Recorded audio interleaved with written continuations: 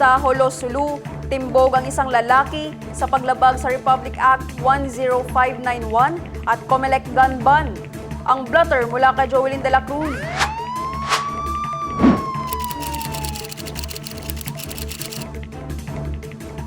Naharang sa checkpoint ang sospek alas 11 ng umaga, araw ng Biyernes, May 30.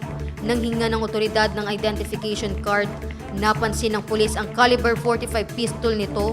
Bigo ang sospek na makapagpresenta ng legal na mga dokumento na nagresulta sa kanyang pagkakaaresto. Nakuha sa posisyon nito ang baril, 2 magazine at mga bala.